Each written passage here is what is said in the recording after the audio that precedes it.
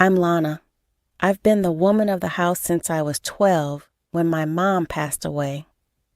Dad did his best, but with little Jack needing so much, I stepped up big time.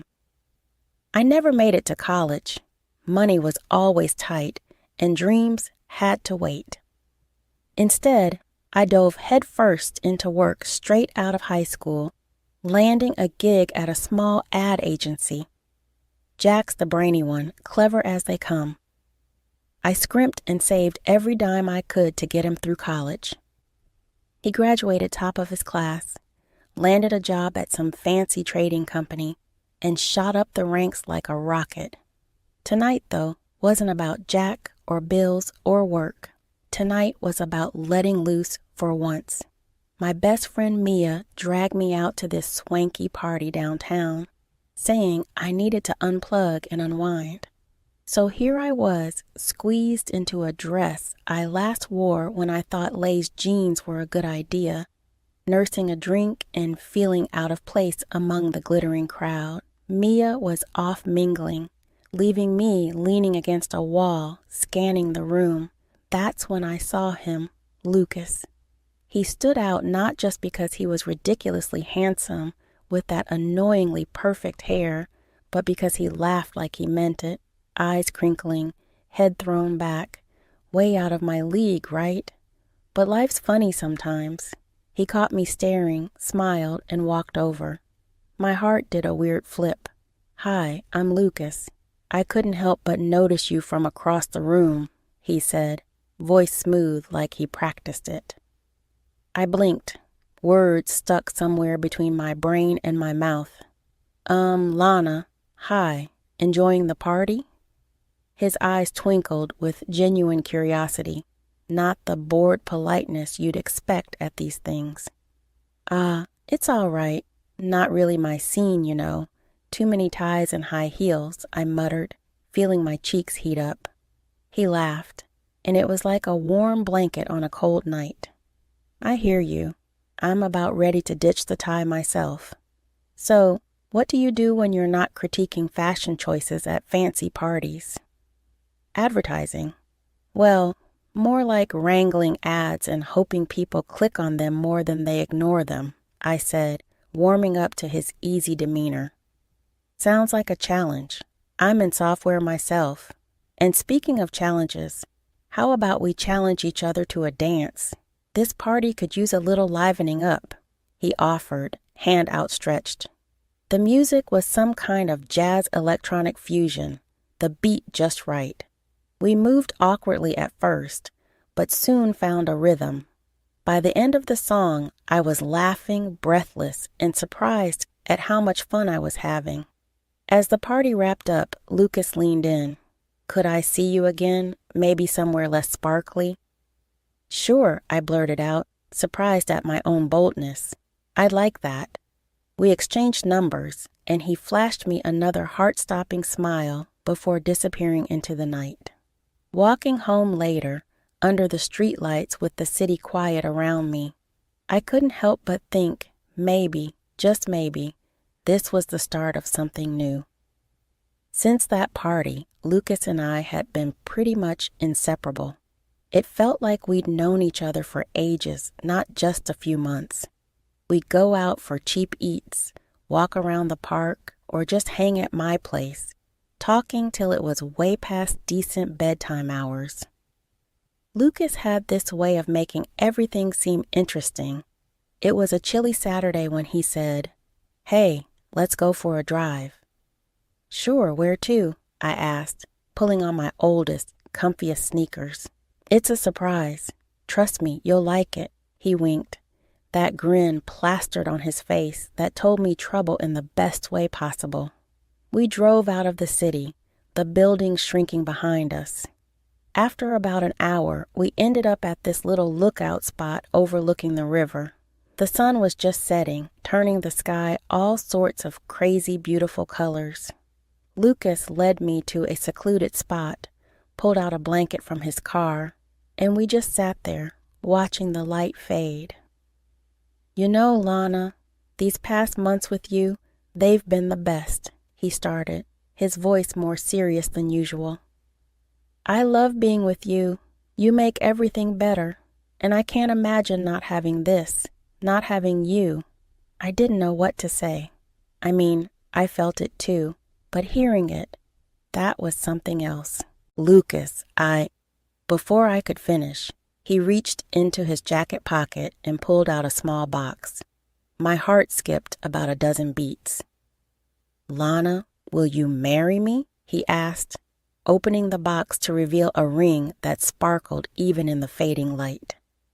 I stared at him, then at the ring, and all I could think was how this wasn't my world. Fancy rings, proposals at sunset, that was stuff for other people, not me. But looking at Lucas, seeing him all nervous and hopeful, I realized that maybe, just maybe, it could be my world too. Yes, Lucas, of course, yes, I laughed, the sound bubbly and a bit hysterical even to my own ears. He slid the ring on my finger and we hugged, the world spinning around us like one of those cheesy movie scenes. But it didn't matter. It was real, it was ours, and it was just the beginning, or so I thought. When we got back to my place, I called Jack first thing. Jack, you're not going to believe this. What? What's up? His voice was alert, ready for anything. Lucas proposed. There was a pause then. What? Holy? Are you serious? As serious as I can be. I'm getting married, Jack. Oh, Lana, that's incredible. I'm so happy for you. Lucas is a great guy. You two are going to be amazing together. Thanks, Jack. I think so too, I said, a smile so wide my face hurt. We talked a bit more, but I could tell Jack was genuinely stoked for me. It felt good having my little brother's blessing. It was supposed to be just dinner, but standing at the doorstep of Lucas's parents' house, it felt more like I was gearing up for battle. His mother, Mrs. Aldrich, answered the door with a plastered smile that didn't reach her eyes. Lana, finally we meet, she said, her tone cool. Lucas has told us so little about you. I tried to smile, brushing off the chill her words left. Thank you for having me, Mrs. Aldrich. Oh, please, call me Diane, she insisted, but her voice was stiff, formal. The house was immaculate, like something out of a home decor magazine, and it made me self-conscious of every speck of dust I might have carried in. We moved into the living room where Mr. Aldrich was already seated, looking up from his newspaper with a scrutinizing gaze. So, you're the girl who's stolen my son's heart, he remarked, not unkindly. I nodded, managing a small, yes, sir. Before settling into an armchair, Lucas pointed out, feeling it swallow me whole. Diane didn't waste any time. As soon as we were seated, she began her interrogation, her questions sharp. Her curiosity seemed more like an investigation. Lana, Lucas mentioned you grew up locally. Tell me about your family. I cleared my throat, feeling Lucas's tense gaze on me.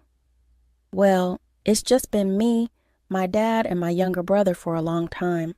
My mom passed away when I was young, I explained. Diane's eyebrows rose slightly, and she exchanged a quick, unreadable look with her husband. I see. And without a mother, how did you manage the finer aspects of becoming a lady? Her question stung, its implication clear, but I kept my composure. My dad did his best, and I learned to handle things myself. It made me independent, strong. Diane murmured, glancing up as if assessing this information. She then continued, And your education? Lucas mentioned you didn't go to college. I nodded, feeling the old familiar pang of inadequacy. Yes, I went straight into work after high school. I built a career in advertising from the ground up. Diane's smile thinned. Fascinating. And here I thought Lucas would marry a woman of educational standing. Her tone was polite, but the underlying criticism was palpable. Diane turned to call for a servant. "A glass of water, please." She turned back to me, popping a pill into her mouth as soon as the water was handed to her. I sometimes need a little something to help me digest surprises. The dinner progressed painfully. Each course served was like another round in an unspoken contest I didn't sign up for. Lucas tried to change the topic to lighter subjects, but his attempts fell flat as his father suddenly dropped a bombshell. "Tell me, Lana," Mr. Aldrich said, his voice carrying across the table, "is there perhaps another reason for this rushed engagement? You aren't expecting, are you?" My face heated up at the blunt question. "No, sir," I replied, my voice a mix of shock and indignation. "It's not like that at all." As dinner wrapped up, I felt defeated, the weight of their judgments pressing down on me. I looked to Lucas for support, but he was preoccupied, his attention more on his phone than the conversation. It hurt seeing him so detached when I needed him most. The months leading up to the wedding were a blur of appointments, decisions, and constant second-guessing, mostly thanks to Diane. She had a knack for making the simplest choices feel like life or death decisions. Jack was my rock through all of it, always ready to lend an ear or a hand. Jack and I were in the middle of discussing table settings one afternoon when I got a call from her. I put her on speaker so Jack could listen in, a grimace forming on my face as I braced for the onslaught. "Lana, are you sure you want to go with these colors? I mean, they're a bit, well, plain, don't you think?" Diane's voice always dripped with a blend of disdain and false concern. "Diane, we thought these colors were neutral, elegant." I tried to defend our choice, but my voice wavered under her scrutinizing tone. "Darling, neutral is just another word for boring. Remember, this wedding isn't just about you. It's about our family, too. We have a reputation to uphold," Diane responded sharply. Jack rolled his eyes, mouthing, "Here we go again," as he listened, frustrated. I suggested, "What about adding some brighter accents? Maybe some red napkins. They could really pop against the white tablecloths." There was a pause on the line. "Red? Are you serious? That's the epitome of tacky, Lana. Red is so garish. It's completely out of the question." Diane shot down the idea instantly. Yet, just a week later, at a meeting with the venue's event coordinator, Diane did a complete 180. "You know what would really stand out? Red napkins and, oh, let's not forget red flower vases for each table," she exclaimed with a flourish, as if it were her idea all along.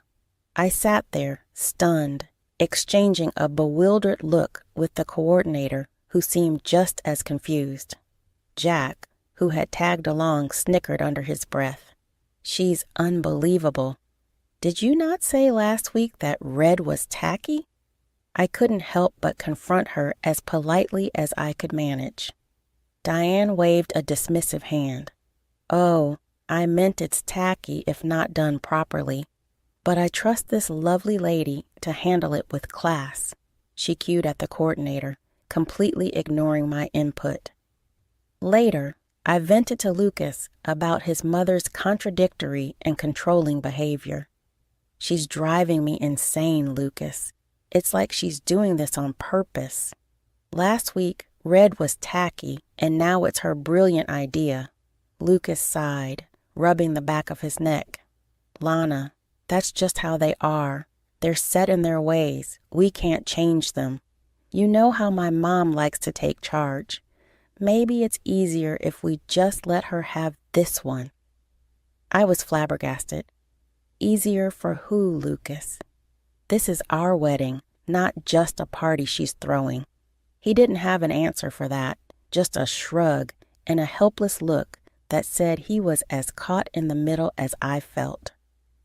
The morning of my wedding, The air buzzed with a mixture of excitement and nerves. I stood in front of the mirror, adjusting the delicate lace of my dress, the fabric falling perfectly, just how I'd always imagined. My dad knocked gently on the door, poking his head in. "Ready, Lana?" he asked, his eyes misty. I took a deep breath, smoothing down my dress one last time. "As I'll ever be, Dad." He offered his arm and I took it, feeling the weight of the moment settle over me.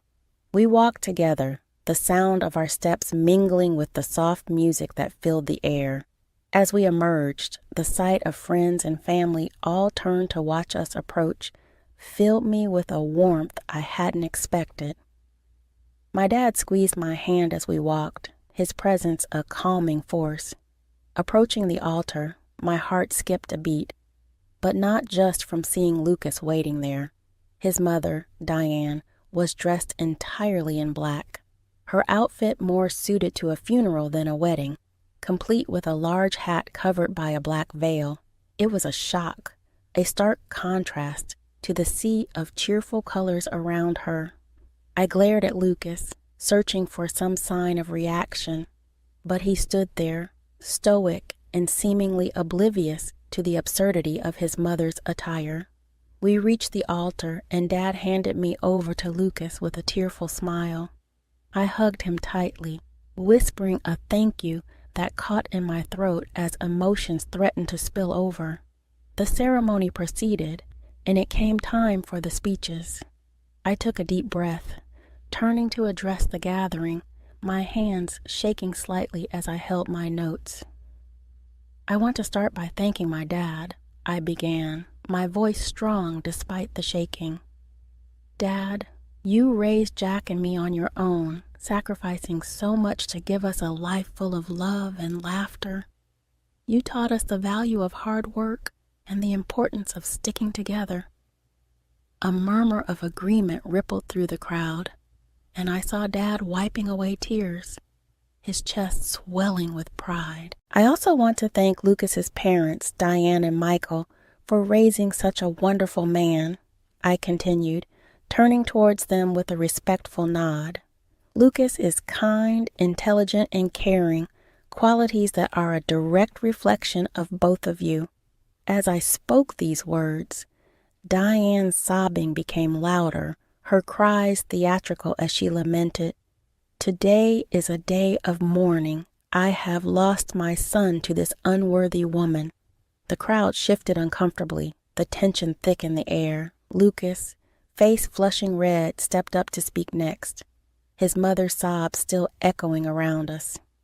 "I want to thank my parents for everything," Lucas began, his voice steady but his eyes avoiding mine, "for your love, your guidance, and your unwavering support." As he continued, I felt a pang of hurt. He didn't mention my dad, not even a nod to his efforts or the bond we shared. Leaning closer, I whispered to Lucas, "You might want to thank my father, too. It's only polite." Lucas barely glanced my way. His omission stung, a sharp reminder of the divides between our families and the support I felt slipping away. A moment later, Diane, clad in her dark attire, rose from her seat with a flourish. The chatter around the room hushed as all eyes turned to her. She cleared her throat dramatically, holding up several sheets of paper. "I have something I must say to the bride," she announced, her voice piercing the tense silence. Everyone, including me, froze. It wasn't customary for the groom's mother to make such a speech, but there she was, stepping forward, a determined look in her eye. "Since meeting Lana," Diane began, her voice thick with emotion, "I have undergone considerable stress. The shock has been so severe that I've incurred expenses for psychological consultations and medication." The crowd murmured, some in sympathy, others in disbelief. She continued, "Therefore, I demand compensation for the emotional damage caused by this union." Diane then produced a document and a sleek pen from her purse, thrusting them towards me. I require that you, Lana, sign a contract to pay us $7,000 monthly for a year to cover these costs. The room was so quiet you could hear a pin drop. I stared at her, my heart pounding, and then turned to Lucas, searching his face for any sign of objection. But instead, he nodded in agreement with his mother. Lana, you need to respect the new family rules, Lucas stated loudly enough for everyone to hear. Please sign the document. I felt like I was in a nightmare, my legs rooted to the spot. Before I could process the humiliation, Jack, who had been a silent spectator until now, stood up and strode towards me, his face set, his jaw clenched. This is ridiculous. Jack's voice boomed across the hall. He snatched the document and pen from Diane's hands and tossed them onto a nearby table. I won't let anyone treat my sister this way, he declared, turning to address the crowd, his voice filled with passion. Everyone, I thank you for being here on what should have been a joyous occasion, but I cannot stand by and watch as my sister is insulted and demeaned. Jack paused, his gaze sweeping over the guests, then landing on me with softness. Lana sacrificed her education for me. She worked to ensure I could succeed, and today I plan to thank her by gifting the newlyweds an apartment and sending my new in-laws on a world trip. The murmurs grew louder, a mix of shock and support bubbling in the room. However, Jack's voice grew stern. Seeing how they've treated her, I can't allow this marriage to proceed. Lana deserves better. He stepped forward, placing a protective arm around my shoulders. There will be no wedding today. Please take your gifts and go home. The apartment and the trip will go to my sister. She deserves a vacation. The room erupted in applause, some guests standing to clap louder. The echoes of applause were still ringing in the hall when Mr. Thompson, the president of the company where my brother worked, stepped up to the altar. Ladies and gentlemen, Mr. Thompson began, his voice firm and carrying effortlessly. I'm here not just as a spectator, but as someone who has seen firsthand the kind of character and dedication Lana has instilled in her brother Jack. He nodded towards me, a serious look on his face. Turning to my father, he extended his hand, which Dad shook, overwhelmed by the unfolding events. Sir, you've raised a remarkable daughter and a son who stands by his family with unwavering loyalty and integrity. The room filled with another round of subdued applause. Mr. Thompson then turned sharply towards Lucas, who was already looking quite shaken. And now, to you, Lucas. Lucas's face was pale, his eyes darting nervously. Lucas, I offered you a position in our company at the recommendation of Jack, Mr. Thompson continued, his tone hardening. However, in light of today's revelations and your apparent lack of respect and support for your would-be wife, I must set new rules for our company. Effective immediately, I am withdrawing my offer of employment to you. The room gasped, the weight of his words not lost on anyone, especially not on Lucas, who staggered slightly as if he'd been physically hit. Lucas's mother burst into loud, wailing sobs. This is all your fault, she screamed at me, pointing a trembling finger. You've ruined my son's career. As the guests began to disperse, the atmosphere was thick with a mix of shock and support. Some approached to offer their condolences, others their congratulations for dodging a bullet. Lucas stood off to the side, his figure slumped, the realization of his losses sinking in. Jack, ever the protector, didn't leave my side. Come on, Lana. Let's get you out of here and to your new apartment. You need a fresh start away from all this drama. When we arrived at the apartment Jack had gifted me, I was taken aback by the modern layout and the comforting ambiance. Jack, "This is amazing," I murmured, taking in the view from the large living room window. "It's all yours, Lana. No strings attached, no unfair compromises. Just a place where you can be yourself and figure out what you want next," Jack said, draping an arm around my shoulders. 3 months had whisked by since the day that should have tied me down, but instead set me free.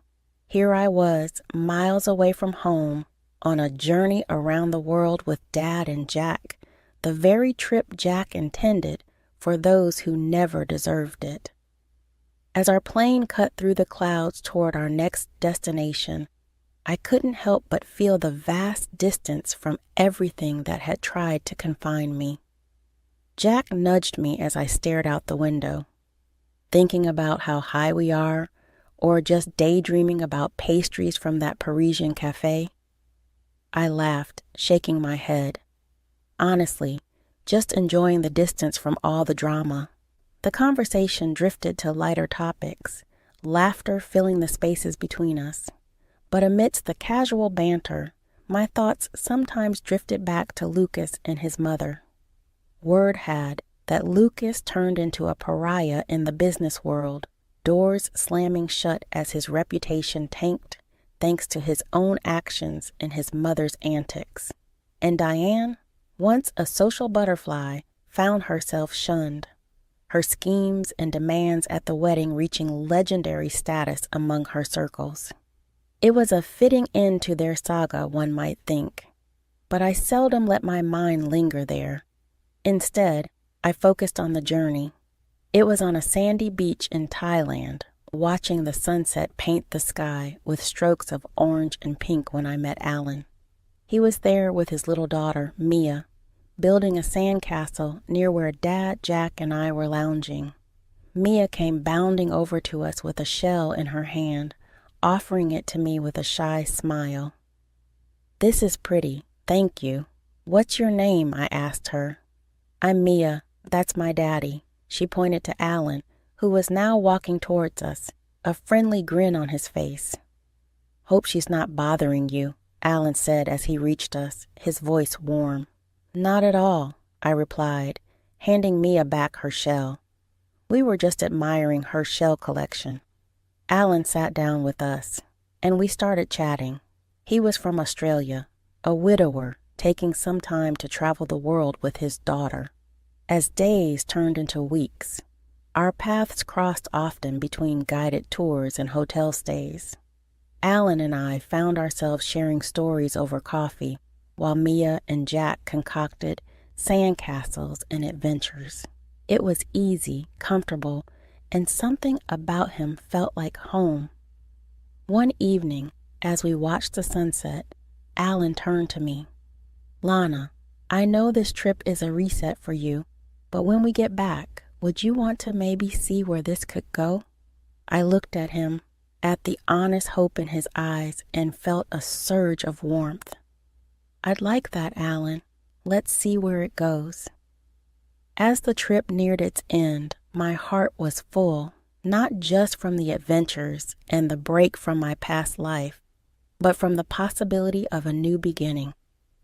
With each country we left behind, I felt less of the old ties that bound me and more of the new connections that beckoned.